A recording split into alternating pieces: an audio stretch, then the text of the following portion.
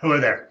I'm Tim Curran, half of the finance couple, and welcome to 2 Minute Tuesdays with Tim, where we look to infuse financial planning with just a little bit of common sense. Today, I want to talk about moral hazard. And why do I want to talk about this? Well, we've gone through situations in the last 20, 30 years. I've been doing this for 26 years. Where we've created some moral hazard. For instance, back in the Great Recession, there was an argument that we created some moral hazard when we saved a lot of banking institutions where some traders might have been playing with other people's monies and it caused a massive financial meltdown, and then we go in and save them. And the moral hazard was that those traders might have learned, hey, you know what?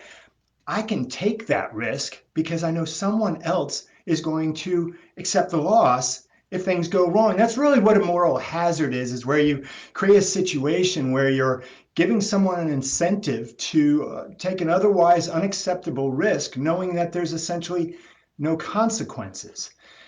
Look, I've only been on this planet Earth for about 54 years or so, but I'm a big believer that there's consequences to everything. And please, I am not bringing up the merit of dispensing aid during this terrible pandemic, COVID.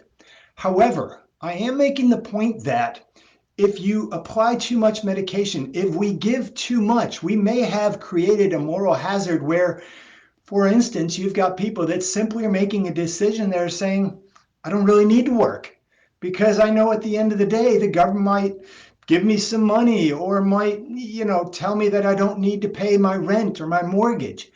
So again, I'm not making a comment on the merit of that aid, but I am saying, one, there's consequences to everything. And we've got to understand that too.